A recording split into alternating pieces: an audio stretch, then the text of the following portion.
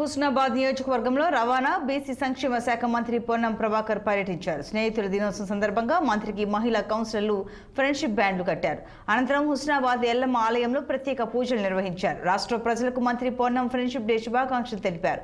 తెలంగాణ రాష్ట్ర ప్రభుత్వం చేపట్టిన స్వచ్ఛధనం పచ్చదనం కార్యక్రమాన్ని విజయవంతం చేయాలని పొన్నం పిలుపునిచ్చారు.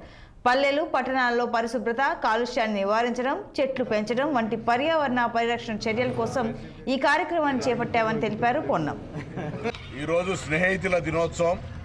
స్నేహితులందరికీ స్నేహితుల దినోత్సవ శుభాకాంక్షలు తెలియజేస్తా ఉన్నాను. ఆగస్టు 5 నుండి తెలంగాణ రాష్ట్ర ప్రభుత్వం స్వచ్ఛధనం పచ్చదనం పేరు మీద 9వ వరకు పల్లెల్లో పట్టణాల్లో ప్రతి ప్రాంతంలో పారిశుద్ధ్యానికి సంబంధించి, అదేవిధంగా భవిష్యత్తుకు సంబంధించిన కాలుష్య నివారణకు సంబంధించి చెట్లు నాటే కార్యక్రమం తీసుకుంటూ ఉంది.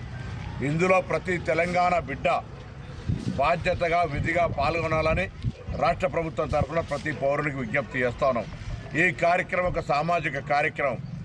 రోజు మీ యొక్క విధి నిర్వహణలో, మీ యొక్క కార్యక్రమాల జీవన భాగంలో ఇది కూడా ఒక భాగం చేసుకొని మన ప్రాంతంలో మనం స్వచ్ఛదనాన్ని తెచ్చుకొని మరి గ్రీనరీగా పచ్చదనాన్ని తెచ్చుకునే విధంగా అందరూ కూడా భాగస్వాములు కావాలని కోరుతూ, ఇది ఎవరో ప్రభుత్వమో లేకపోతే ఇంకోరో నియంత్రించే కార్యక్రమం కాదు, లేకపోతే మార్గదర్శకత్వం చేసే కార్యక్రమం కాదు.